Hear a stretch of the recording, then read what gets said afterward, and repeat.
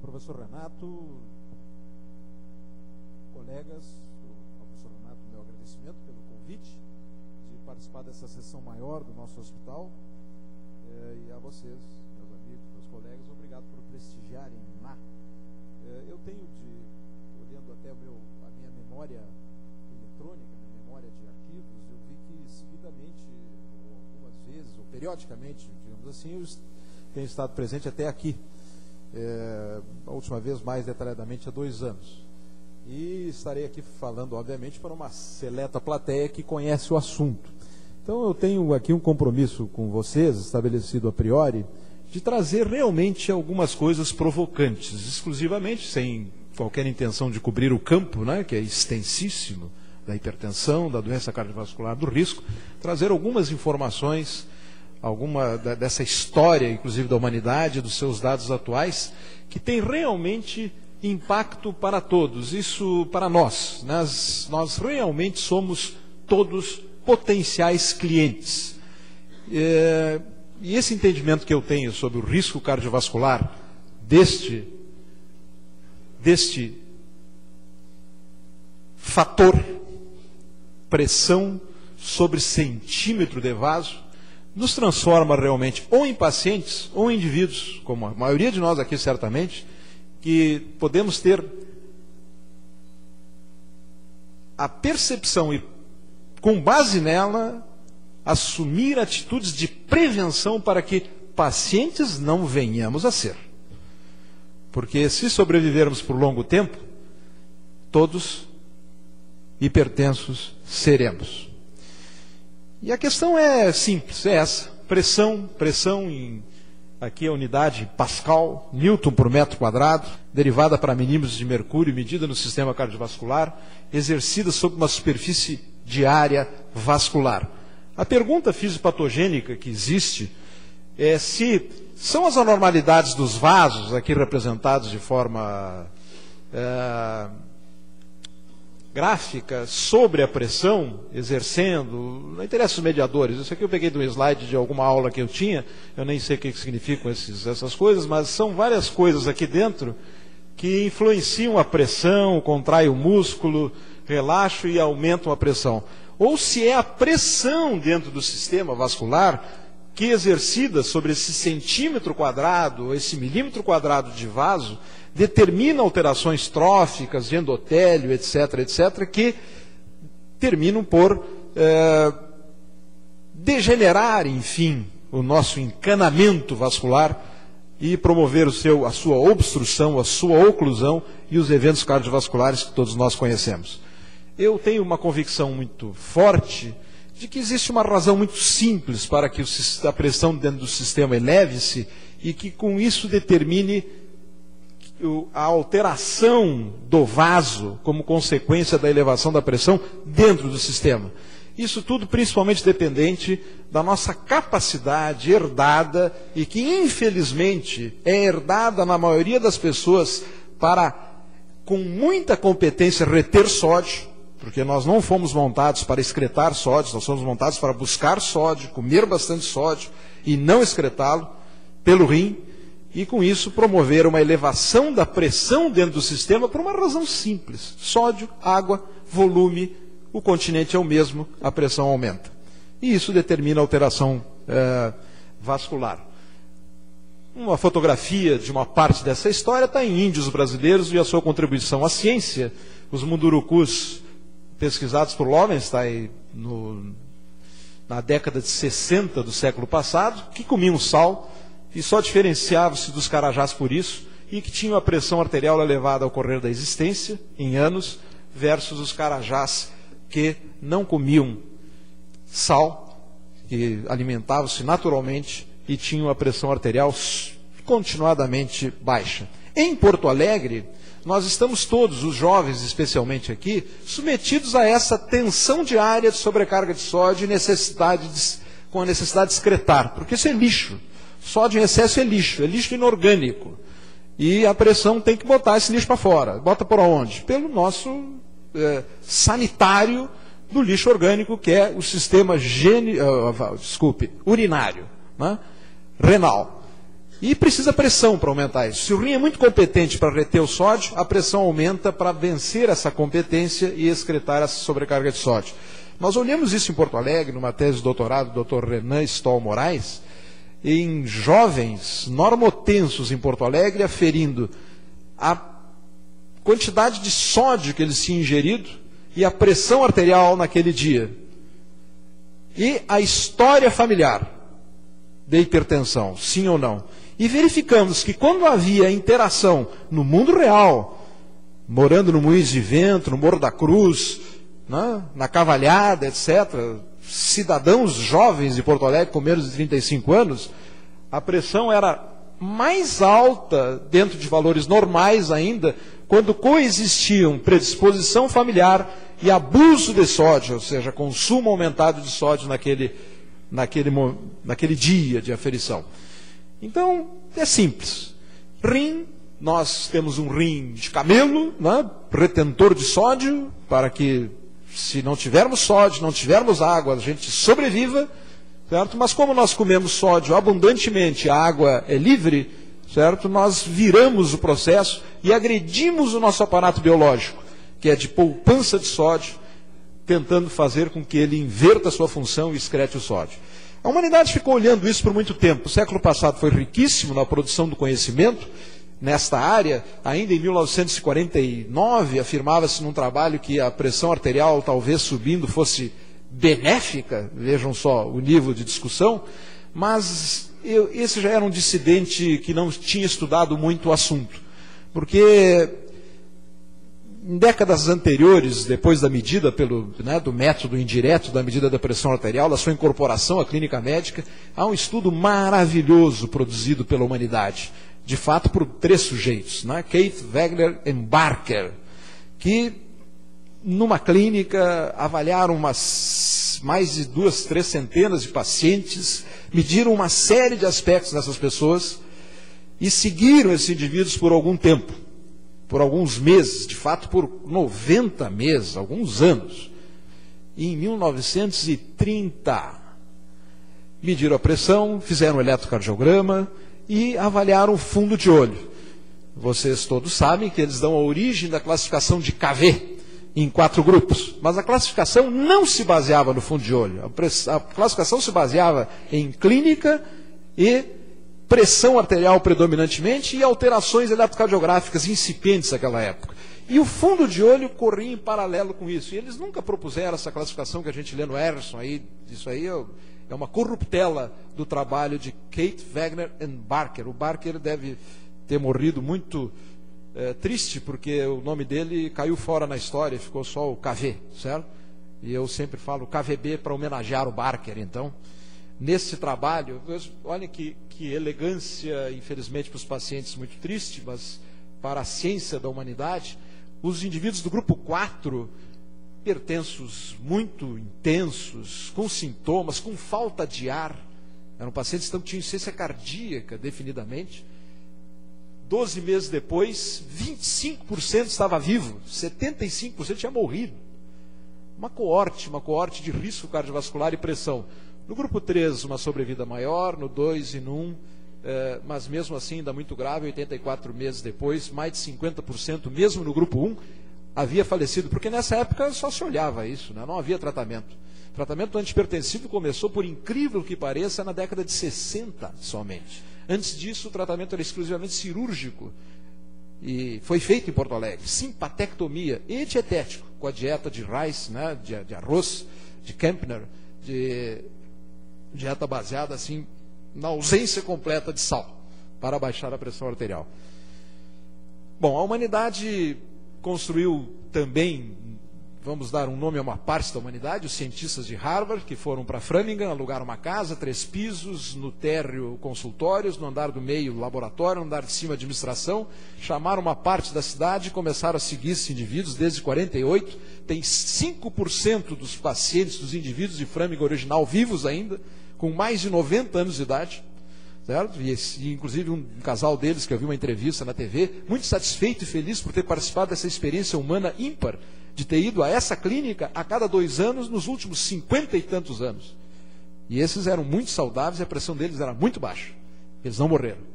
Os outros todos faleceram no correr do tempo e permitiram estabelecer o risco cardiovascular que nós conhecemos e que é clássico, detectando valores de pressão arterial sistólica, nesse exemplo, e diastólica equivalentemente, em que o risco aumenta. Esse é um trabalho de 2000. O pessoal de Framingham ainda acha que há um joelho aqui, né? Há um momento em que até aqui a pressão para essa faixa etária não representaria risco, e a partir daqui o risco começaria a surgir e ele seria mais intenso com o aumento da idade. De fato, essa visão de cientistas que analisam os dados de Framingham, porque nem são mais cientistas de Framingham, né? Os dados são públicos de certa forma, é uma visão que incorre no erro amostral, incorre no erro típico, o erro biológico, né? da imprecisão da medida. Porque Framingham é muito pequeno. Então, em Framingham, com 5 mil indivíduos, não foi possível isolar ou determinar o que estava ocorrendo aqui dentro. Certo? Framingham, então, que é o grande ícone da pesquisa cardiovascular da humanidade, né, para a caracterização de causação de doença cardiovascular, neste ponto deixa a desejar, porque tem baixa precisão. Mas ele deu origem, vocês sabem, a inúmeras outras coortes, inúmeros outros estudos de coorte parecidos com Framingham, até no Brasil, até em Porto Alegre temos um, onde se mediram características basais e a incidência de eventos a ocorrer de 2, 4, 6, 10, 15 anos. Há um grupo de pesquisadores que há muitos anos, desde a década de 80, analisa conjuntamente o resultado desses estudos. Meta-análise. Juntando cada vez mais gente. Em 90, um dos seus trabalhos é um clássico que está na literatura, está nos livros textos, né, uma figura originária desse trabalho. Em 95 tem outro importante, mas em 2002 eles publicaram, com a liderança de Sarah Levington, que era a pesquisadora cujo nome vai ficar na história, né, que foi quem fez o trabalho braçal do grupo, no Lancet, uma compilação de 61 estudos de coorte, que envolviam 1 milhão de indivíduos, seguidos por pelo menos 15 anos, aferindo a incidência exclusivamente nesses estudos de morte por infarto ou por AVC. 56 mil mortes. Esses números são astronômicos. E eliminaram o erro. Eliminaram o erro. Pela sua magnitude, pelo ajuste para outros riscos paralelos. E eu acho, e tenho dito, que nós chegamos nesse ponto a uma precisão cartesiana. A base da ciência contemporânea e até das nossas decisões administrativas hoje em dia, ou seja, buscar a decisão melhor fundamentada pela evidência e, se possível, matematicamente fundamentada, como este postulado de Descartes. O triângulo de Descartes na pressão arterial está aqui.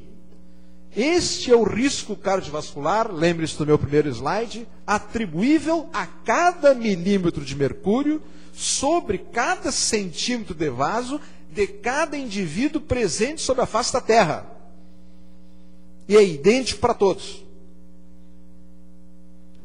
E que é traduzido por esse fato. Como vocês estão vendo, aqui um risco absoluto exponenciado, a cada 20 milímetros de sistólica, começando em 115 milímetros de mercúrio, o risco cardiovascular dobra, mais 20 dobra, mais 20 dobra. E se o risco basal, representado aqui pelas idades dos indivíduos, é maior, a repercussão é obviamente mais intensa em termos de riscos absolutos. E esse é o desenho do fim da nossa história sobre a Terra, via AVC ou via infarto do miocárdio, que é similar à resultante. E para a diastólica, a cada 10 milímetros, ou uma ou outra.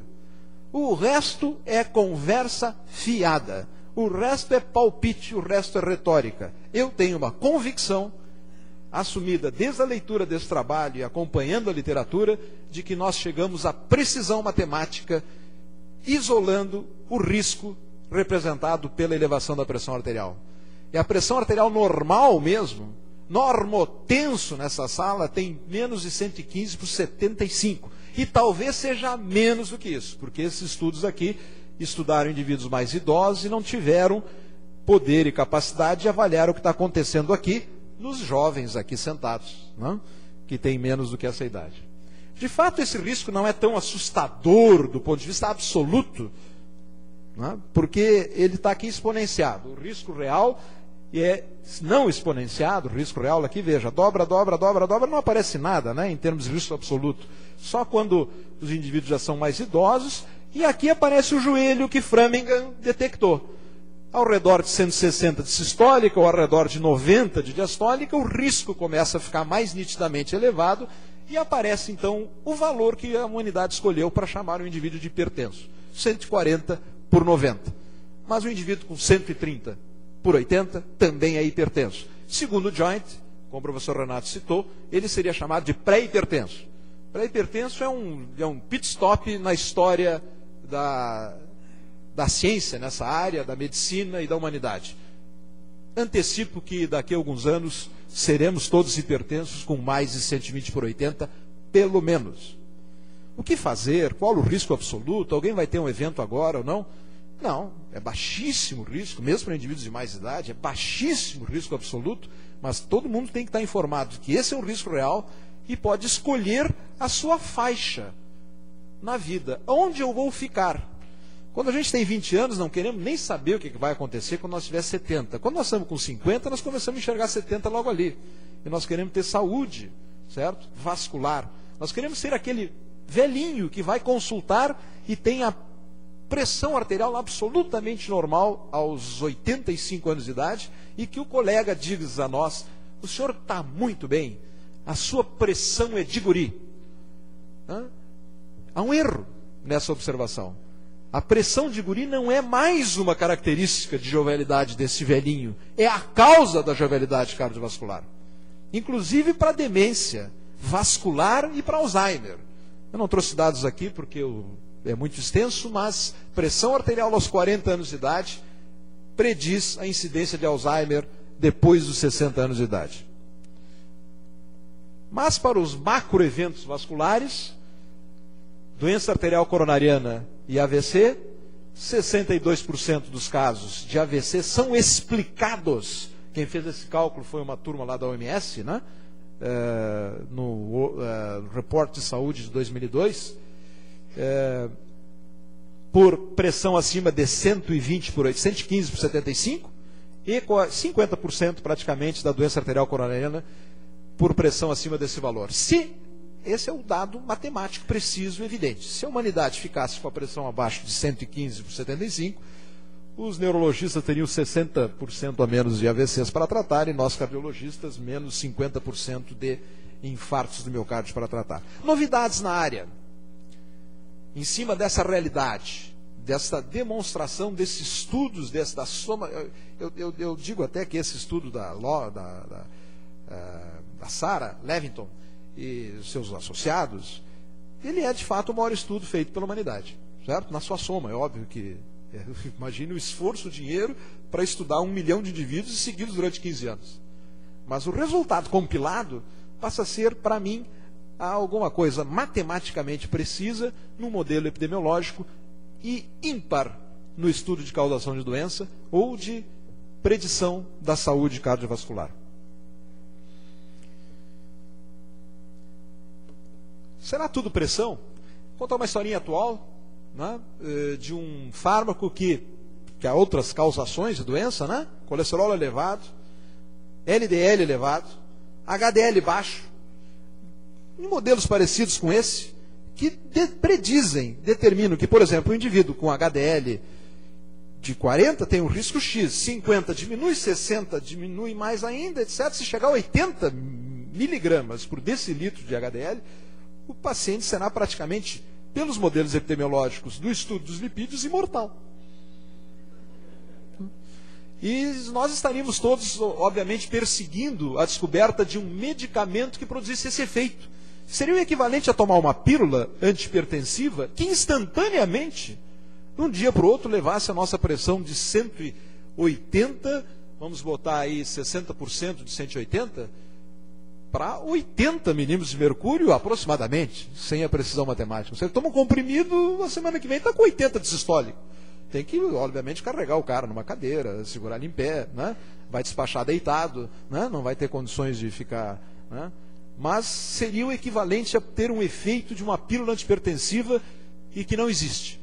Mas para o HDL existe, há 20 anos se pesquisa essa molécula, há 10 ela passou para estudos pré-clínicos, há 5 pequenos estudos, alguns cientistas disseram que, olha, talvez não dê certo, mas o laboratório Pfizer resolveu assumir a bronca e patrocinou um grande estudo do torcetrapib, um medicamento que aumenta o HDL em 60% e reduz o LDL em mais 20% de lambuja, além do que a estatina reduz.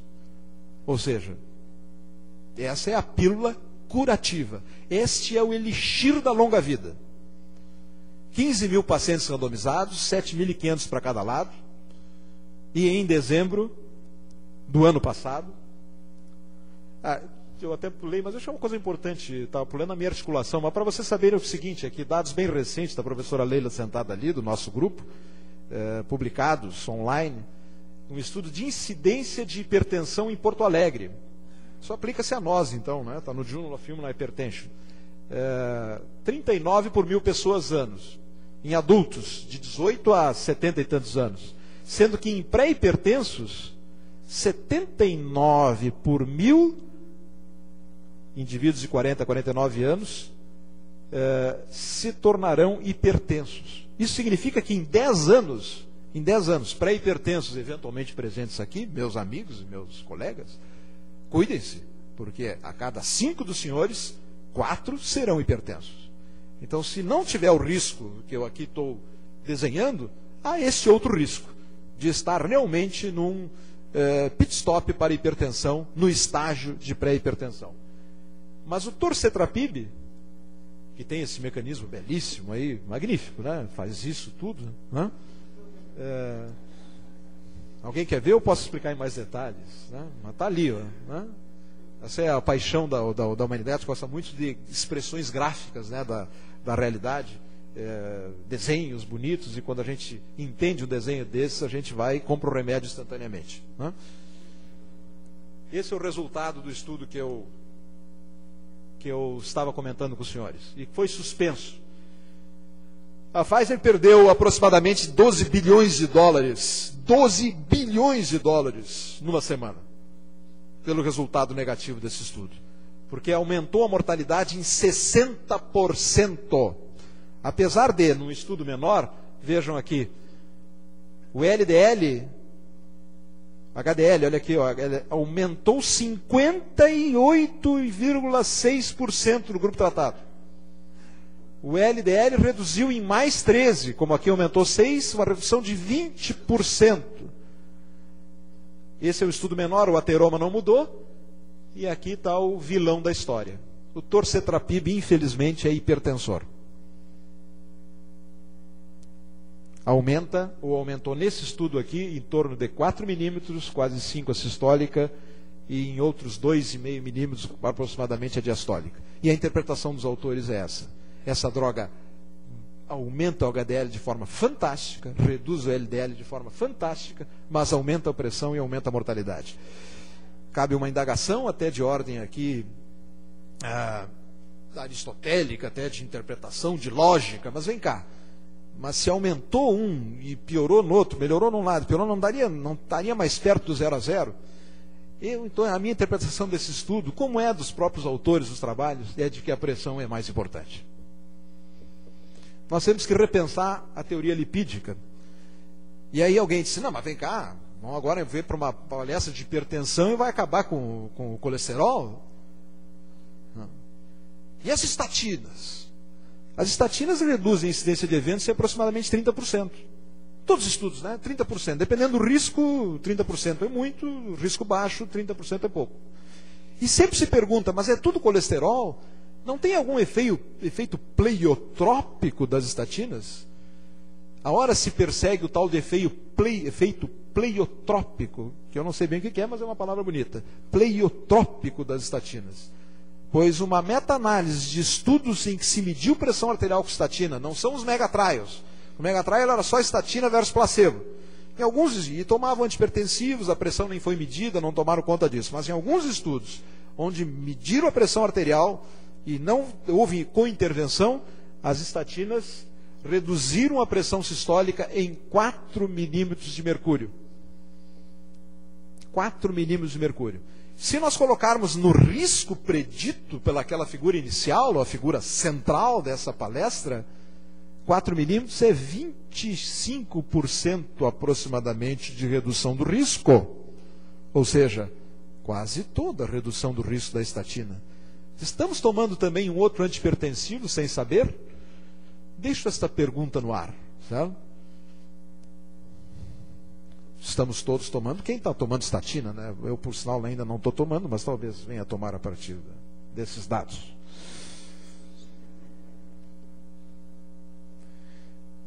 Bom, outro ponto que eu quero abordar com vocês aqui,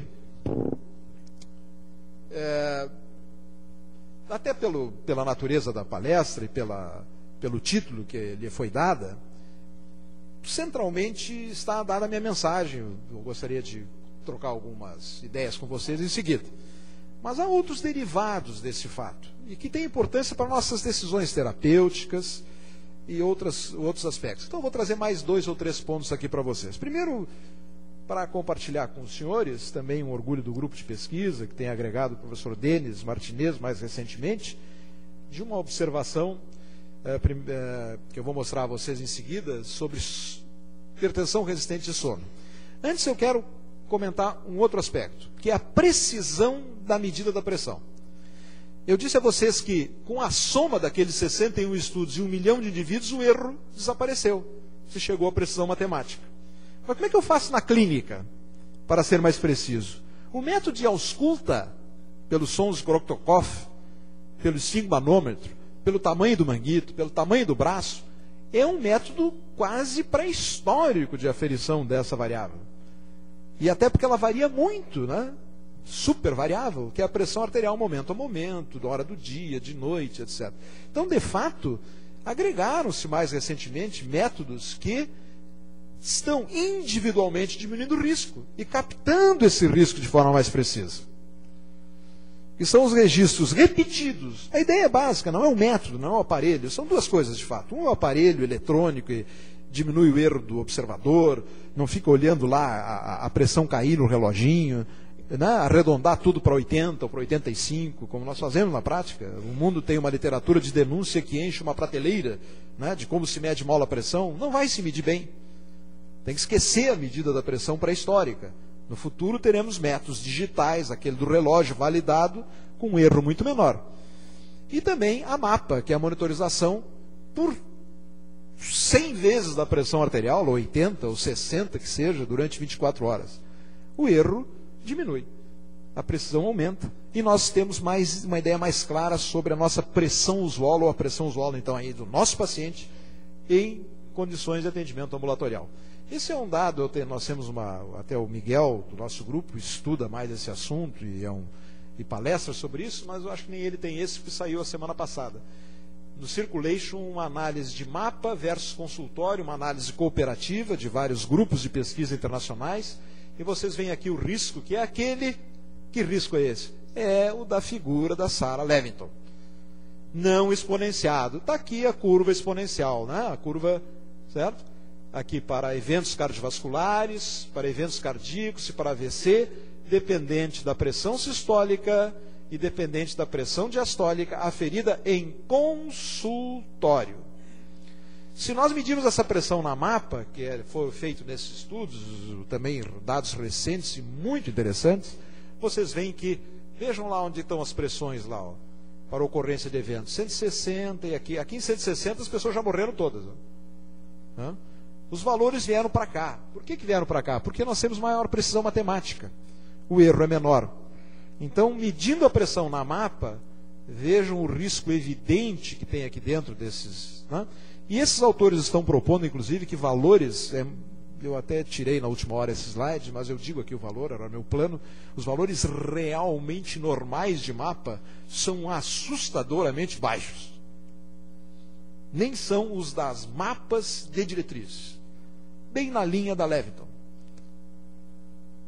Um valor 90 por 60 na pressão de noite. Ou seja, de noite, para ter menor risco cardiovascular, nós temos que permanecer em choque.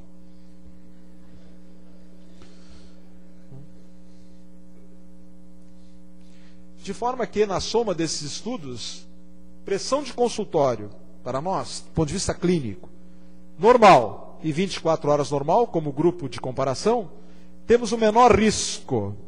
Se a pressão de consultório estiver aumentada e normal na mapa, white coat, o risco já começa a aumentar. Se a pressão está normal no consultório e aumentada na mapa, mascarada, o risco aumenta mais ainda.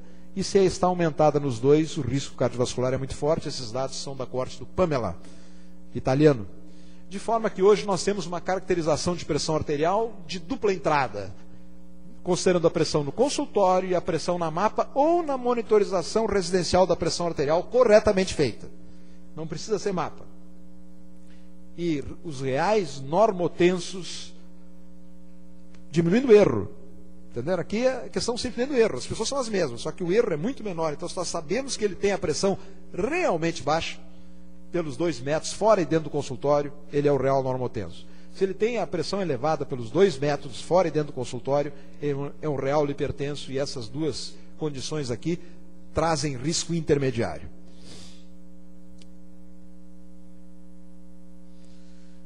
Os dados que eu antes antecipei e na sequência apresentei outros, são os dados da hipertensão resistente. O trabalho está no prelo, no CHEST.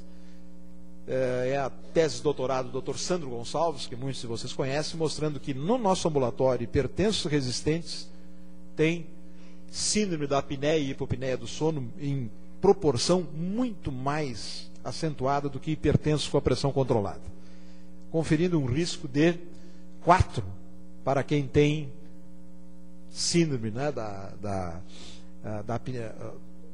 SALS, síndrome da apneia e hipopneia obstrutiva do sono, OSAS em inglês, de 4,8, controlando para todos os outros fatores de risco. Então, eu estou trazendo isso para vocês, para mostrar que no âmbito do sono, com a integração e com o uso de monitores portáteis, porque o sono é extremamente importante, né?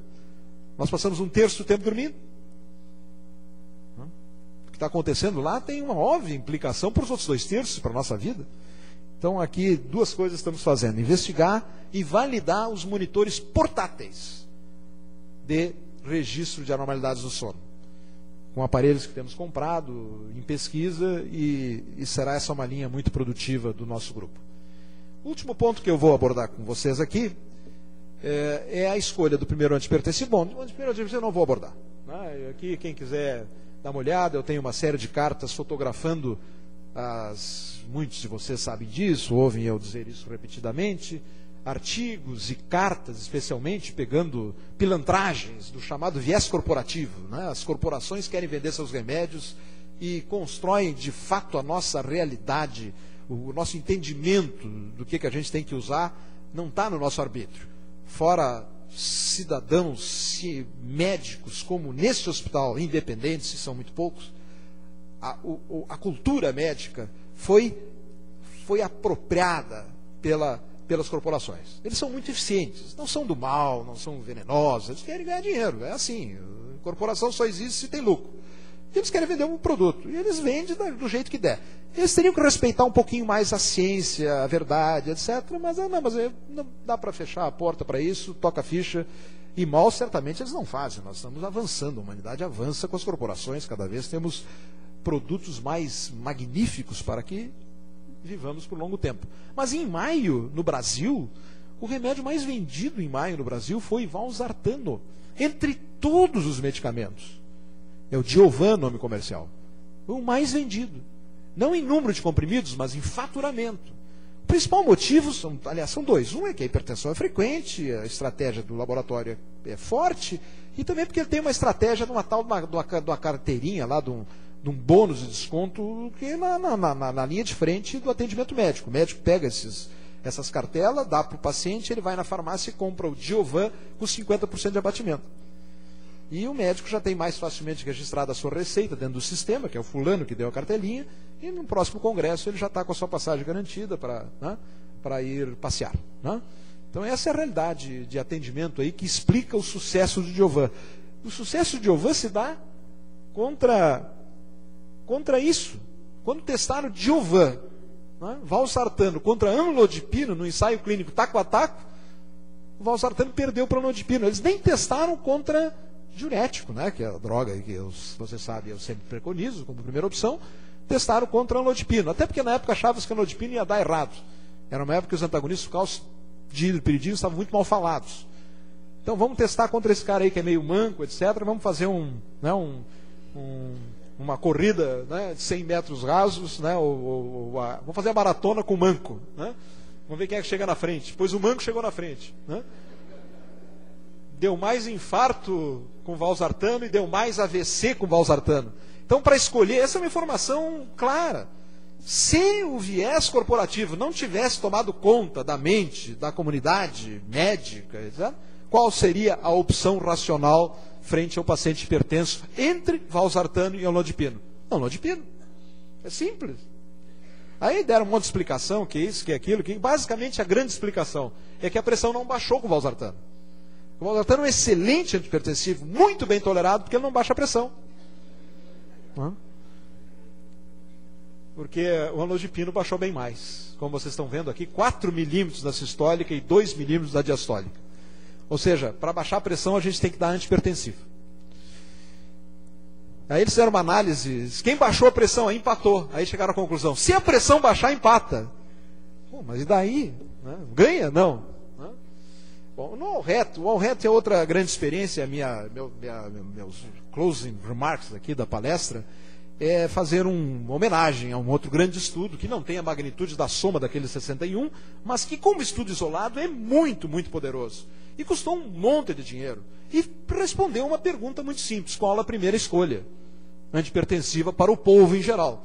E aí comparou as 4 drogas da época, não tinha valsartano, não estava no mercado ainda, estava começando a entrar, não testaram, mas tinha inibidor da ECA, bloqueador alfa, antagonista do cálcio, e a droga de comparação foi clortalidona, diurético. Todos sabem que a clortalidona se ouve melhor, e o All-Het tem os seguintes subprodutos, consequências desse estudo. Que ele sendo um estudo com 40 mil indivíduos, qualquer hipótese secundária testada no All-Het tem 20, 15, né, 9 mil indivíduos. Qualquer questão no All-Het é respondida numa base de dados que é maior do que a soma de todos os outros estudos menores. Então a pergunta que eu vou fazer e vou responder segundo o meu ponto de vista, aqui eu estou respondendo, é esta aqui, né? Há vantagens de usar inibidores da ECA ou antagonista do sistema, que isso é originário de estudos, a base do nosso raciocínio pró-inibidor da ECA e antagonista receptor origina-se em estudos com 300, 600 indivíduos, estudos clássicos do New England, 3, mas na soma não tem mais de 1000 pacientes. E foram feitos contra placebo. E incorreram numa distorção que não foi até planejada, eu acho, não sei, é que a turma da corporação, eles são muito competentes em tudo que fazem. Então, quando eles contratam alguém, eles contratam na área da ciência, eles contratam um super cientista. E aí, para escrever o trabalho, eles escrevem de acordo com a sua visão do assunto. Então, esses trabalhos todos que estabeleceram a prioridade de inibidor da ECA ou antagonista do receptor em pacientes, por exemplo, com nefropatia ou com diabetes mélito, foram feitos contra placebo. E foram sempre interpretados da seguinte maneira: são efeitos que não são dependentes da pressão. Porque a pressão subiu e os caras tomaram outros remédios para a pressão. Mas tomaram por conta. Não era comparativo ao outro antihipertensivo. Então são estudos que comparam medicamentos que baixam a pressão contra placebo. Isso não pode fazer mais. Uma das minhas cartas aqui, ainda sai trabalho disso, comparando uma droga contra placebo e atribuindo os efeitos da droga que baixa a pressão a efeitos que não sejam reduzir a pressão arterial. Isso é absolutamente inadmissível, do ponto de vista científico e até ético. Pois continua se fazendo isso. Uma das cartas minhas aqui é de um artigo do ano passado do Archives of Internal Medicine, comparando inibidor da ECA contra placebo. E o All-Het, então, tem droga contra droga e tem feito uma série infinita de subanálises do All-Het. Primeiro, no All-Het houve isso, né, que a pressão baixou mais. Não é que o diurético seja uma droga mágica, tenha mecanismos magníficos. Não, ele baixa a pressão mais efetivamente. Até porque ele mexe naquele nosso probleminha do começo, né? Nosso rim que segura sal. Ele bota o sal para fora. Ele mexe no mecanismo fisiopatológico. Se o diurético fosse descoberto essa semana, nós estávamos fazendo uma festa no mundo. Descobriu-se o remédio que age no mecanismo básico da elevação da pressão arterial. E aí nós e as corporações, estávamos pagando R$300 por mês para tomar diurético. Porque estaria na linha do interesse corporativo e na linha do interesse científico. Só que eles foram descobertos há muito tempo e não custa nada, né? E eles baixam mais a pressão, especialmente a sistólica aqui no All-Red. Por consequência, tudo que deriva-se daí, por exemplo, comparando em indivíduos normoglicêmicos, contra a nodipina, a clortalidona deu menos insuficiência cardíaca, favorece, e contra a lisinopril, porque o lisinopril especialmente baixou muito pouco a pressão no All-Red. Não foi efetivo, apesar de, como segunda droga, terem usado um monte de remédio a mais no grupo lisinopril. Sem o diurético, a pressão não baixou. E deu mais insuficiência cardíaca, deu mais AVC, deu maior tendência de infarto e outras. Nos indivíduos diabéticos, essa é uma resposta importante. O que aconteceu nos diabéticos do All-Red? Uma proporção grande, 20 e tantos por cento dos pacientes eram diabéticos. Mesma coisa que nos não diabéticos. A clortalidona foi mais eficaz para prevenir eventos. Então, frente ao paciente com diabetes, escolher lisinopril ou clortalidona para diminuir a chance de ele ter um AVC, insuficiência cardíaca, qual a melhor escolha? Clortalidona. E essa evidência vem de 15 mil pacientes da clortalidona, aliás, nos diabéticos não, dá um número que é 25% disso, mais ou menos, né? Aproximadamente 5 mil num e 3 mil, 2 mil no outro.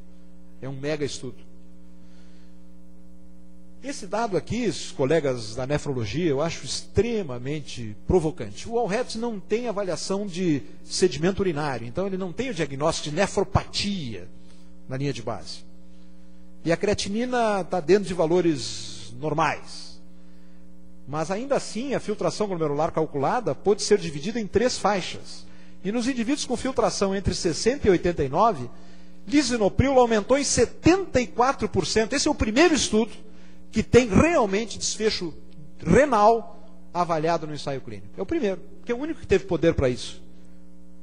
O resto tudo é desfecho intermediário, é proteinúria, é a própria filtração, é a microalbuminúria, isso e aquilo. Desfecho. Que desfecho é esse aqui, ó?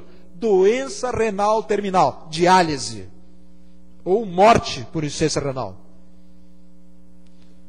Risco em indivíduos diabéticos com filtração de 60 a 89, 74% maior. Eu acho que isso é uma coisa tão importante, porque uma coisa é assim, tá, eu viés corporativo, eu interpreto assim, interpreto assado, mas qual é a melhor evidência? O que eu vou oferecer ao meu cliente? Que não é uma questão só de interpretar, é uma questão de agir. E a evidência é essa. Ou pelo menos vamos sentar e discutir as contra-evidências e vamos fazer outra opção. É óbvio que todo mundo diz também, isso já é uma estratégia das corporações, só um fármaco não resolve, temos que tomar 2. Já se entregaram para o primeiro. Temos que tomar 2. Se começa com outro, dá diurético depois. Logo em seguida. Tanto que todos eles têm junto valsartano, HCT, né?